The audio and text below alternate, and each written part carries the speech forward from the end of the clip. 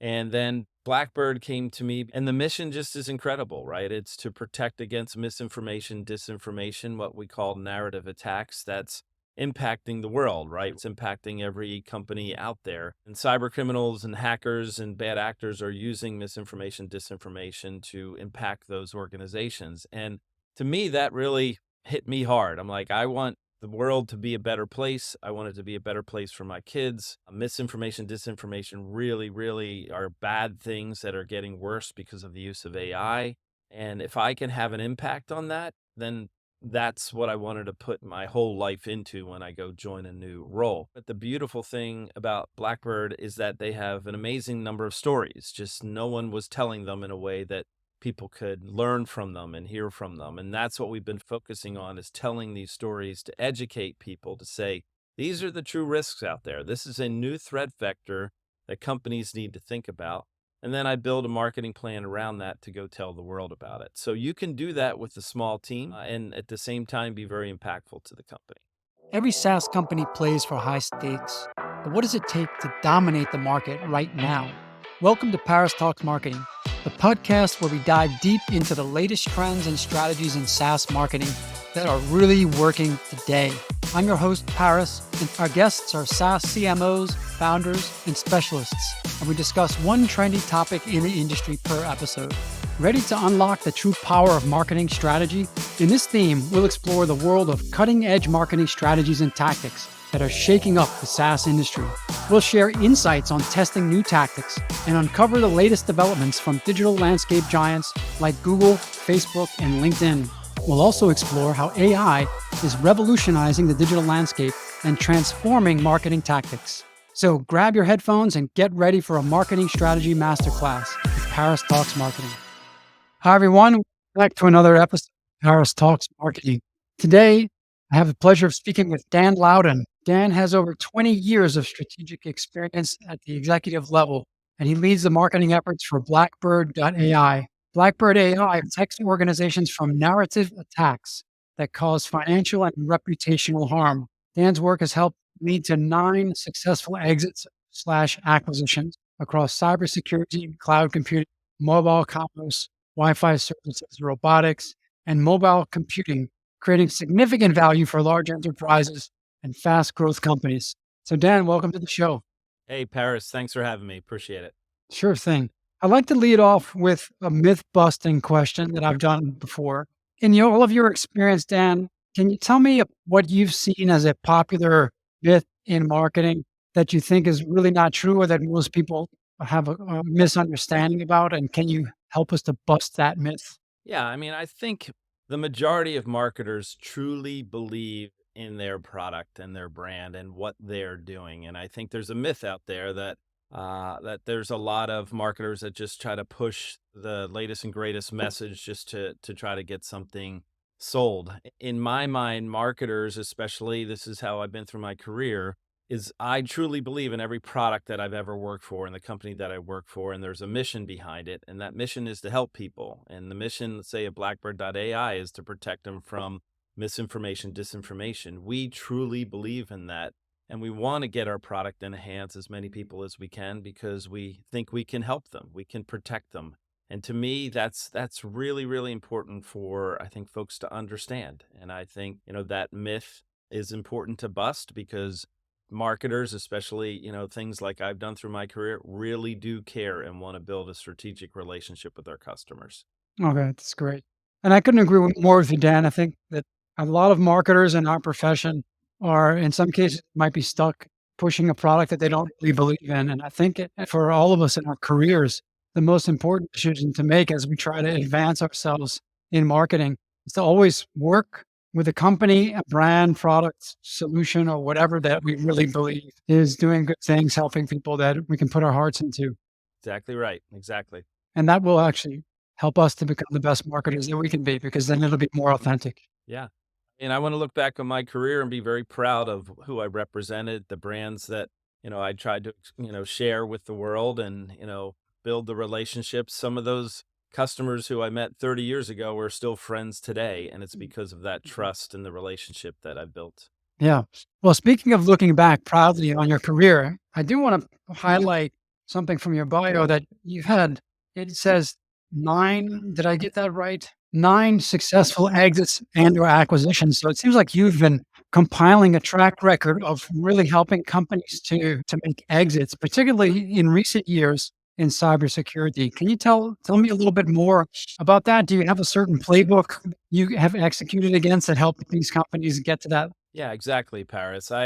Over the years, I've been doing this a long time. I've worked for big companies like IBM and AT&T, but I've been doing startups, fast growth companies since 2001. And over all that time, I've learned a lot of what great things to do, what things not to do, or how to improve on them, and I've put them all into what I call my marketing playbook.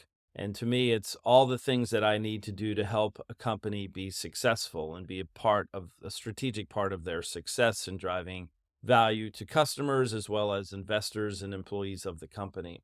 So every company that I go and walk into, I walk in with this playbook and it changes daily because the world changes daily, but it enables me to have an impact as quickly as possible, right? And it's making sure you understand who your customer is and what their needs are and what their pain points are. And then understanding the message of your company and how your products fulfill that need and be able to say it in the best way possible so people understand it and want to learn more about it.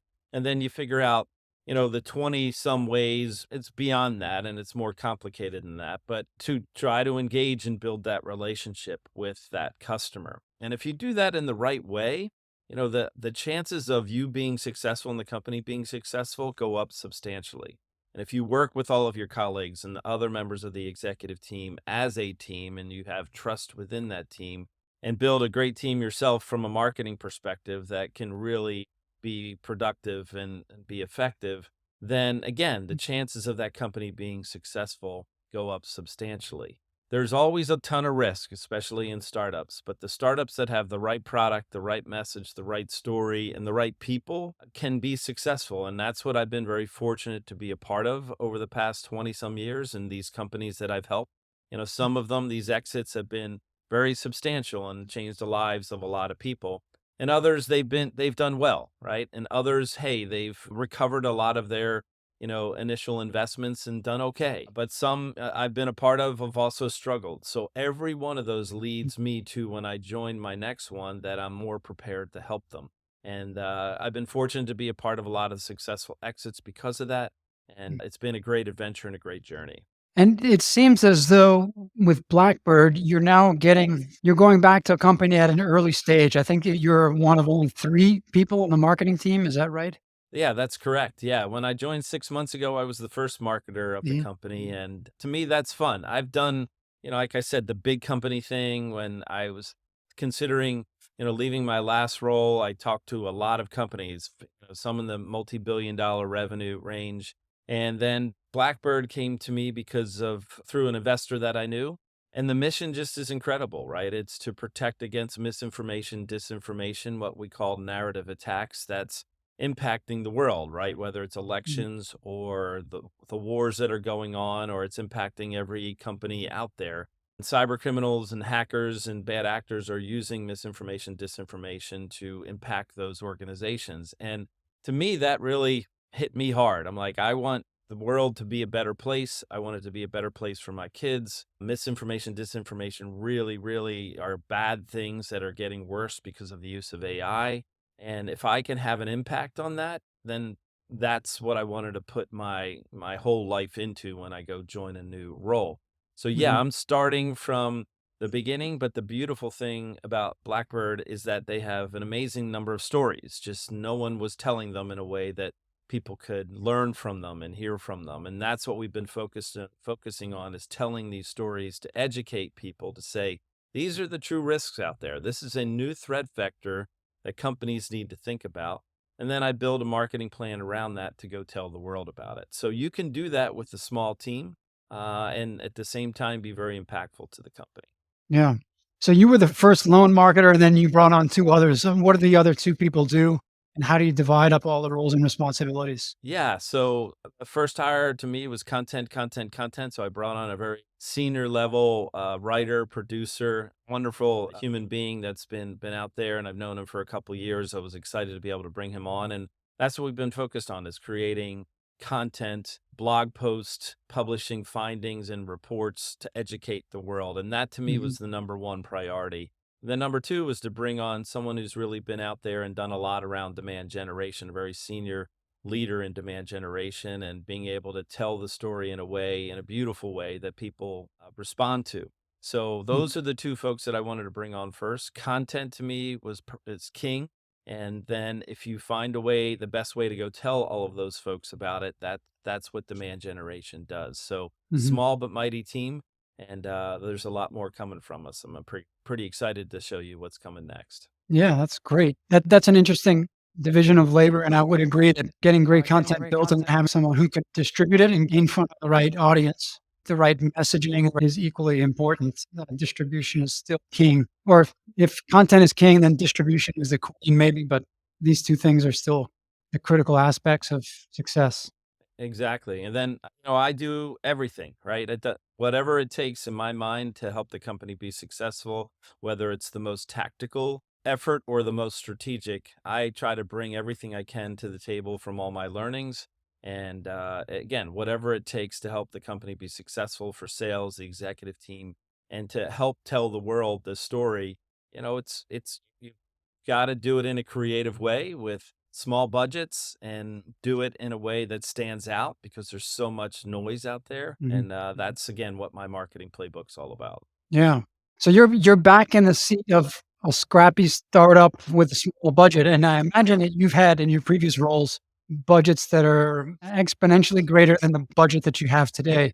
How is it to make that adjustment? What are the challenges and constraints when you go from a I don't know, let's assume that you've had budgets of 50 times greater than you have today or 100 times.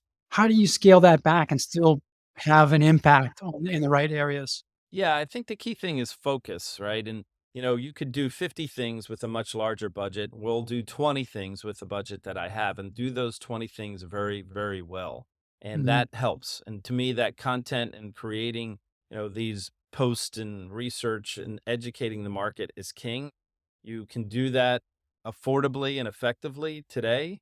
And you do it with smart people. You also do it with smart tools that are AI based. And that way you can be very, very productive on those low budgets, right? And then you also try to work with partners who are also trying to reach that target audience, and you leverage their budgets, right? It's just being very creative but very focused and ensuring that every penny you spend is going to have some type of ROI or some type of learning to get better, right? Mhm. And we are mostly targeting the Fortune 2000, so we know exactly who we want to engage with.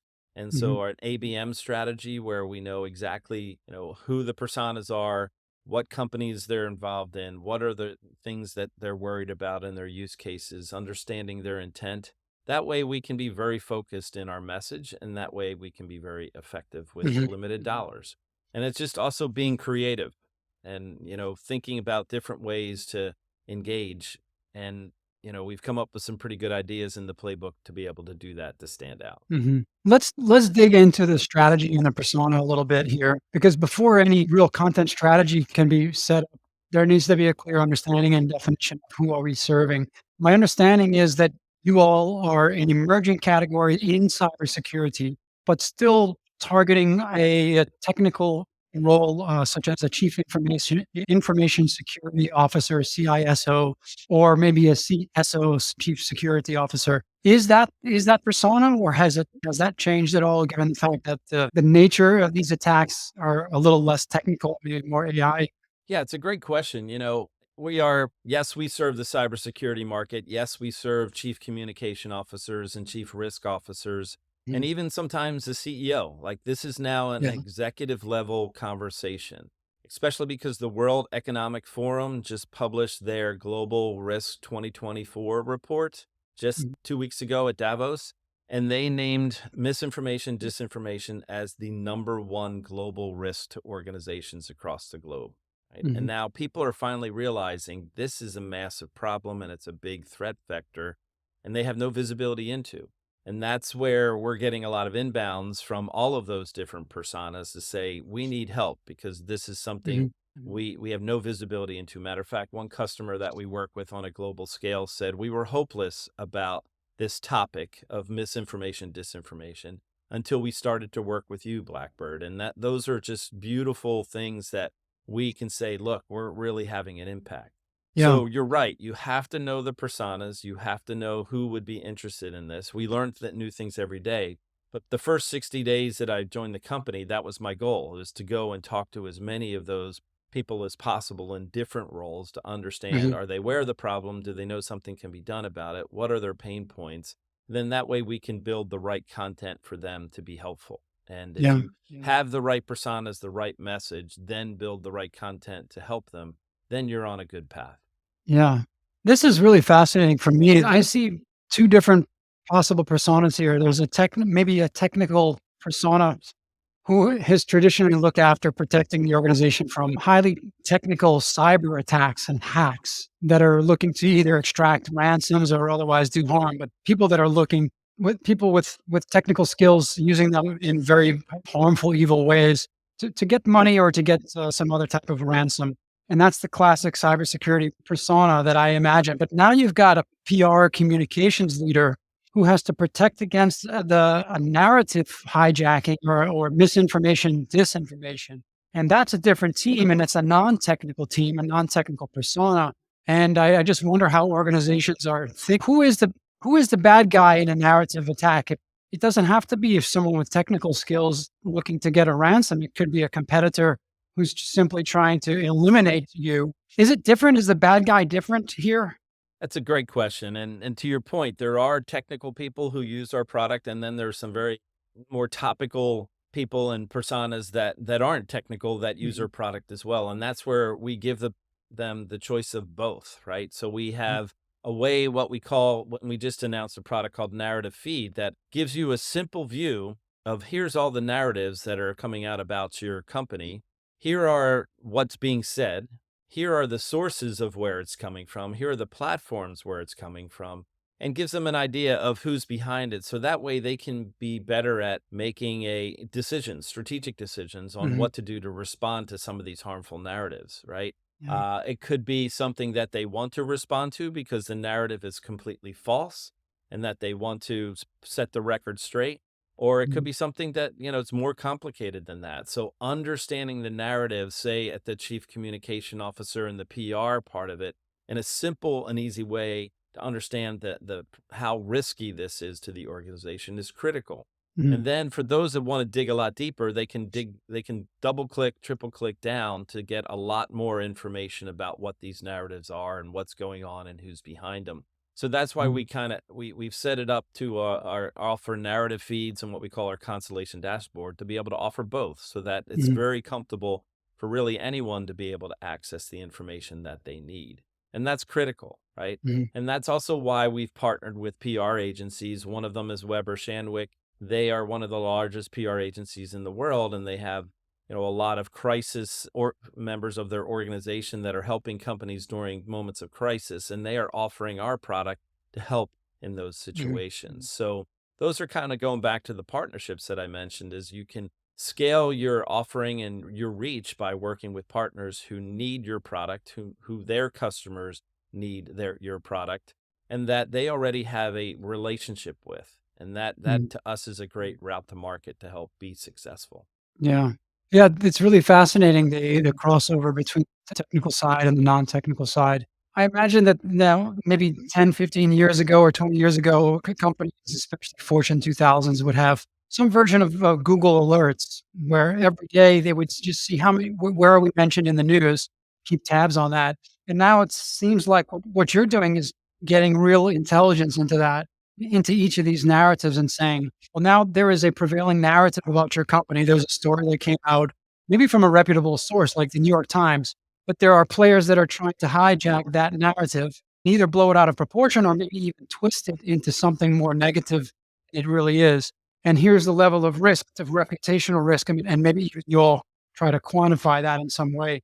Is this how you all are taking it 3, 4, 5 steps further than just a Google Alerts kind of a feed for news? Yeah, exactly. Exactly. Like social listening also, it's, that listens for different tweets or posts, right? And it's a long list of things. So what the pain points that we discovered when we had early conversations with customers is was taking them hours and hours and hours to sort through every one of these and trying to understand how are they related?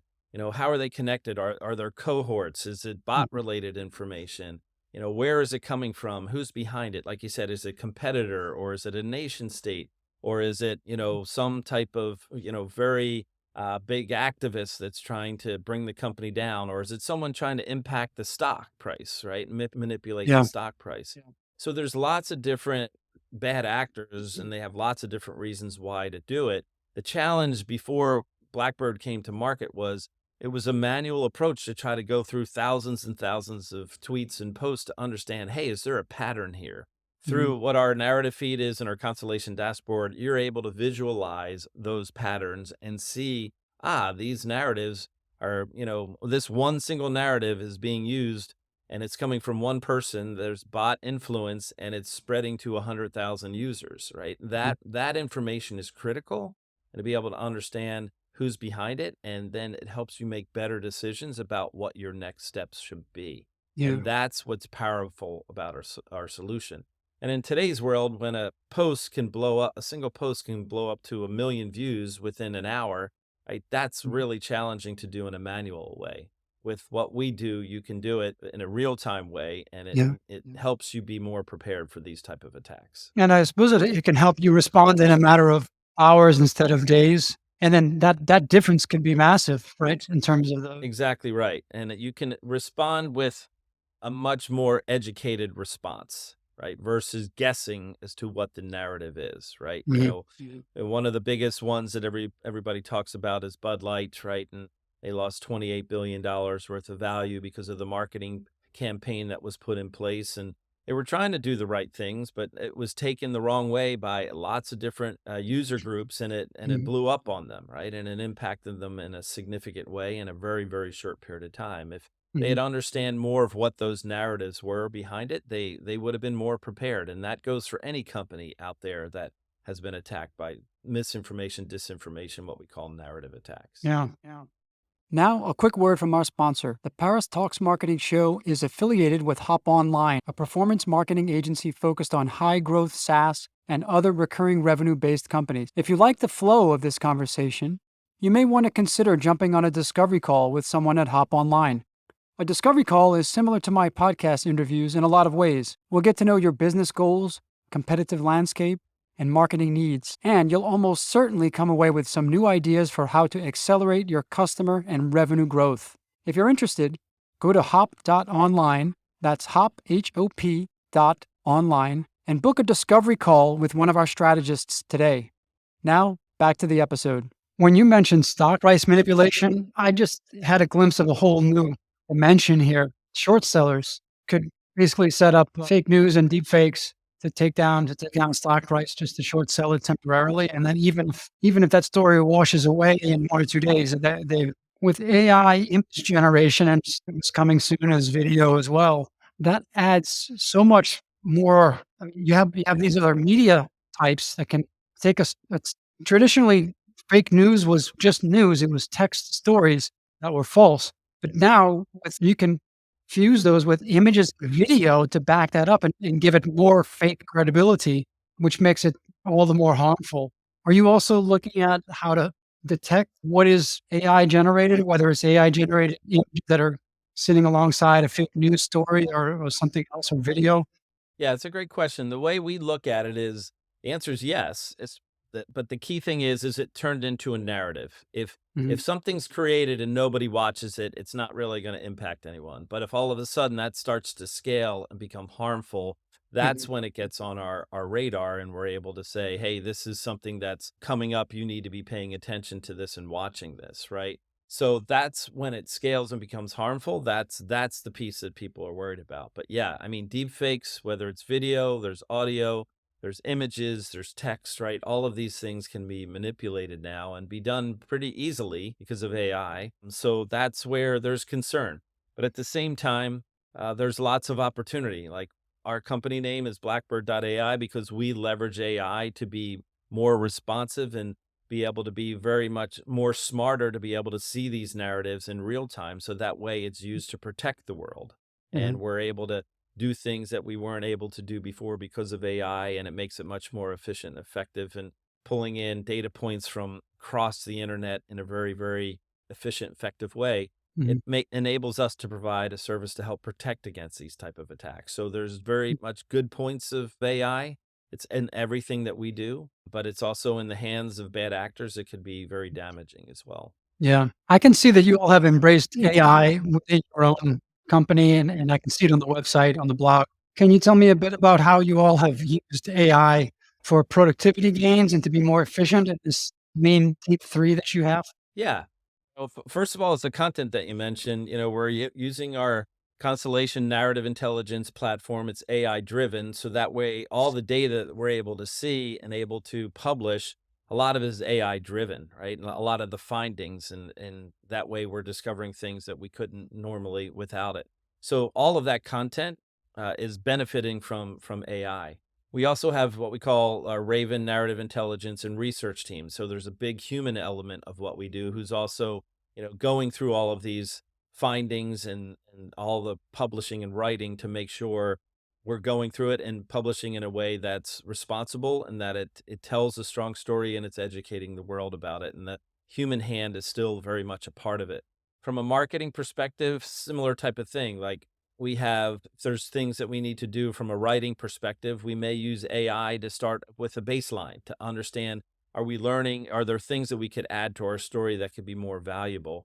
And then our writers, like, one of the team members that I mentioned, then goes and turns it into very personal stories that are very impactful, that are very real, that are very factual.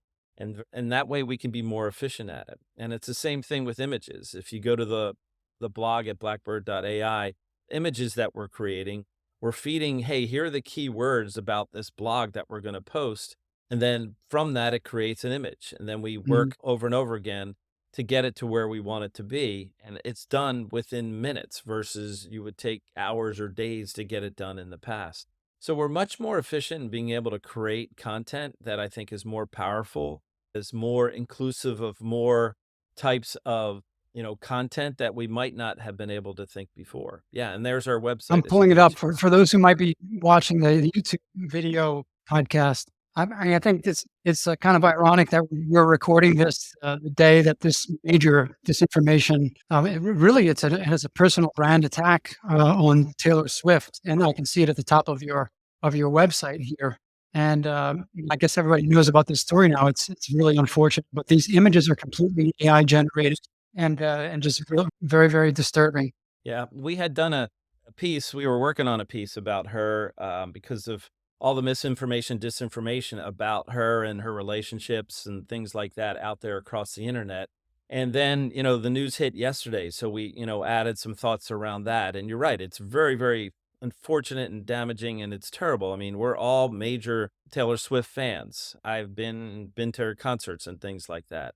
What is amazing about what has happened, it's obviously very terrible, but the Swifties that are supporting her are creating counter narratives, and that's what we talk about. Like, if there are harmful narratives out there, there's ways to be able to understand what those are, and then you can create a counter narratives. And the Swifties out there are out there protecting her in a massive way and Mhm. turning the tide on a lot of these things. It's still really, really damaging and terrible, but if there are groups that want to share and create their own counter narratives to kind of help the situation, that can be done. And that's what's powerful about these types of things that can happen out there. So Yeah. we just felt, hey, she's one of the biggest brands out there. And again, to educate people on the problem and what's out there around narratives, many of them can be harmful, many of them could be positive too. And that also helps brands understand what are the positive narratives about their company and what are customers and people saying about it. So it goes both ways. But to be able to really understand what those narratives are as quickly as possible, you're able to react to them in the best way. And, that's what's happening with Swifties coming in the support of Taylor Swift. Yeah, you don't mess with the Swifties. This is a strong group, and they're large in number and with a lot of skills. But I think this is a precursor of what's to come, and this is an election year now, and there's already a story that I read about fake. There was a voice AI voice that was to write in his name, Republican primary ballot in New Hampshire, I think it was, or Iowa, but anyway, I mean, I think that we're at the very beginning of this. It's going to be interesting year ahead selection. Yeah. Yeah, there's certainly, there's no lack of topics, especially with, elections across the globe and, multiple wars and, all the things that are going on, there in the economy and, all different types of differences and discussions out there. So, this year is it's going to go very fast. Let me say that in multiple ways. And there are so many uncertainties, and that's what draws out a lot of these narratives that people are Mhm. spreading, whether it's for their own personal financial advantage or just to disrupt things or to influence things. And that's why this year, and again, I go back to the World Economic Forum saying this is the number one global risk in 2024. Yeah. Let's come back. I'm now on your blog and I can see the AI images here, and I think this is you all are reacting super fast to the Taylor Swift disinformation. No, you mentioned that there's a research team that's driving a lot of the original stories behind the blog. I think that's a great content strategy. So tell me if I've got this right. You're actually researching potential narrative attacks, and you're surfacing that in the form of blog posts, and this is not about your clients or people that you work with, but this is stuff that's out there that your tools are capable of detecting, and you're putting a spotlight on narratives that are potentially narrative attacks or situations about the whole concept of narrative attacks. Is that right? Yeah, 100%, 100%. And what's beautiful is that this team, the Raven Narrative Intelligence team, it's made up of specialists from AI, from data science, from different parts of history of working for agencies. They have tremendous backgrounds. They Mhm, have multiple languages that they support, so they're able to analyze things. It's a very diverse group as well. They're able to analyze a lot of this content and be able to publish things that I think are very meaningful. I think that's the most important thing is if you're going to publish content, it has to be meaningful to your customer, to your persona. And mhm, that way they're going to say, wow, you're smart. You know what you're doing. It seems like you're being helpful. I want to talk to you because we have this problem. So if you're mhm. publishing content that's meaningful, that's helpful, that's going to help them do their job better, that's to me the magic in content and doing it right. Yeah.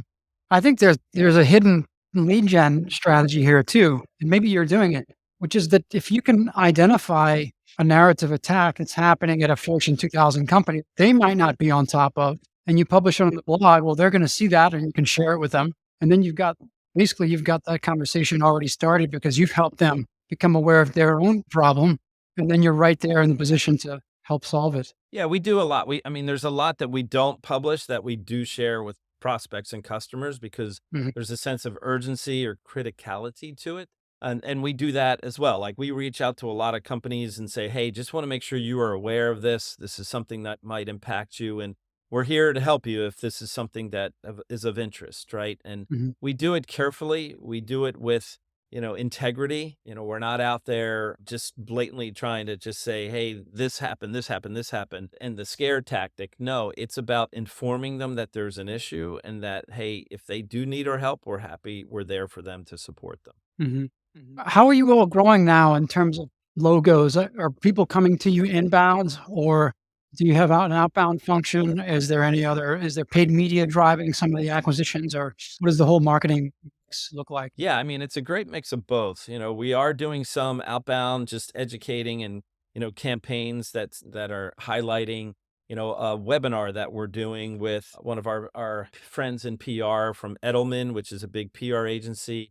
And the other member of that webinar is from the US Postal Service. So we're promoting a place where people can come in and learn through a conversation with some very smart and educated people about what the problem is, right? So there's a good amount of outbound that's going out there to give people a chance to learn. At the same time, we are getting a lot of inbound, especially again because of the World Economic Forum announcement about everything you see in the news today. If there is a Mhm, narrative attack on an organization, that's when they reach out to us and they say, can you help us? They're starting to hear about us from our customers. We serve, again, a lot of members of the Fortune 2000 and national security interest, and the word's starting to get out about Blackbird. And hey, this company's got something pretty valuable, and we're trying to earn that respect every day and trying to earn their support and trust every day. Yeah. Well, you all seem to be blazing a trail of a new category within, I don't know if it's within cybersecurity or if it's adjacent to cybersecurity. Category creation is a double-edged sword because you might not have a lot of competitors right now, so you have an opportunity to create the category and own the category in the future, and hopefully you will. But then creating that category means that there is an awareness. If I go to Google and I search for narrative attack, which I did, and I did the keyword research on that. Really, there are no searches right now. People are not Googling narrative attack. They are Googling misinformation, disinformation.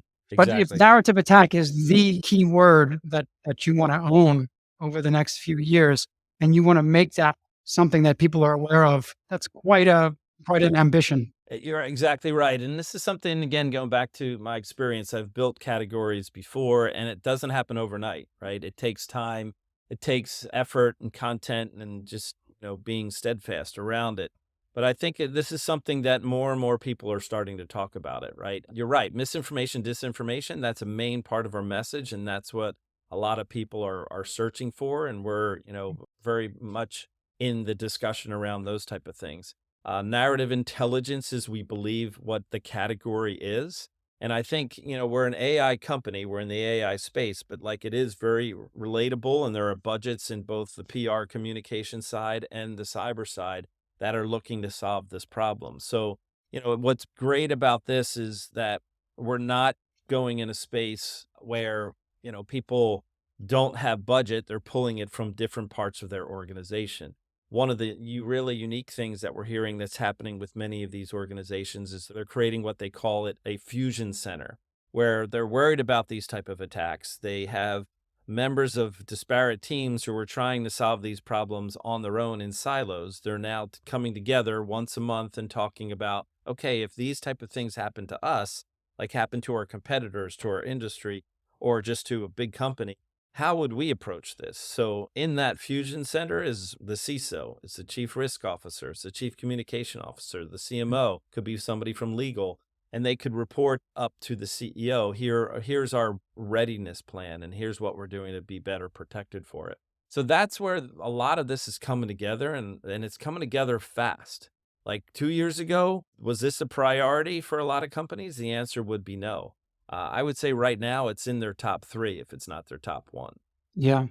And I think one of the reasons is that there's not only false text now that can circulate, but there are images and videos that can be created, which can be steered into the minds and imaginations of customers, stakeholders, citizens, and that's the really scary part. Because even if you later realize that what you saw was fake, well, you still saw it. You can't unsee it in a lot of ways. You were psychologically impacted in some way by that, even at the moment, if you knew it was fake, you're still looking at it and, it triggers an imagination in ways text just can't do, and, that's the scary part.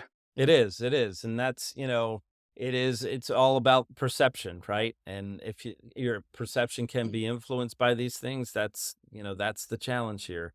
The good thing is, again, what we're doing with a lot of our customers that are able now to react very quickly because they're able to see it as these things start to scale up so that they can try to get ahead of it and minimize the impact to their business and Mhm. come up with a counter narrative, right? That could potentially, make their business stronger, right? And that's Yeah. that's what we're working with a lot of organizations with to help them. Do you all work with governments at all? We started out of the Department of Defense in the U.S. So it was where part of our history, but we're helping lots of different organizations. I would say around national security with all that's going on in the world.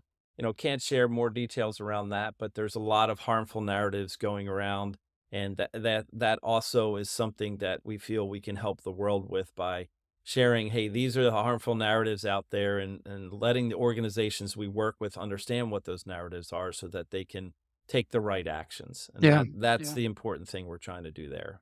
Well, I imagine down to the very local government level, a city government or a town could there's, also bad narratives going on at every level of government, potentially. Yeah.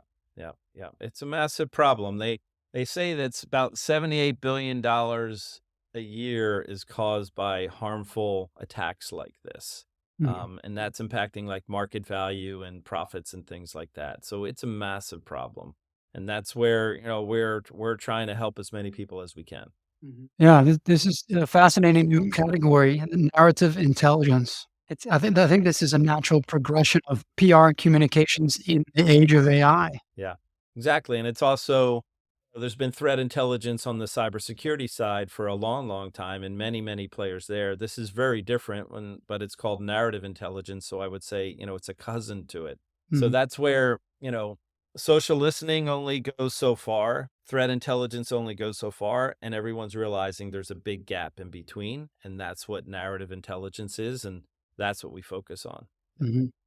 What a great vision of the founders to see that gap and to see that there was a need or a void that needed to be filled between threat intelligence and social listening. As you said, those tools have been out there for more than 10 years probably, but they have their limits, and things like sentiment analysis or before AI have been very crude, I think, and haven't really been on mass adoption. Right, and that's why many of those social listening companies are our partners. We have a relationship with Meltwater that we publicly announced a while back, and that's how we're expanding the way that we can go and engage with different customers. Same thing with PR agencies like Weber Shandwick, right? And we're doing the same thing on the cyber side. So everyone's realizing there's a big gap, and you were like you said, our two founders, Wasim and Nishad, they are brilliant and they're great human beings. And another reason why I joined this company is just the culture, and everybody's here because of the mission to,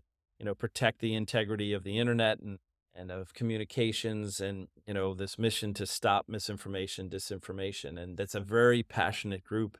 And to be a part of that, we're 60 team members across the globe, and the impact that we're having. And again, going back to that one customer, a very big global national customer, saying we felt hopeless about this problem until we started to work with you.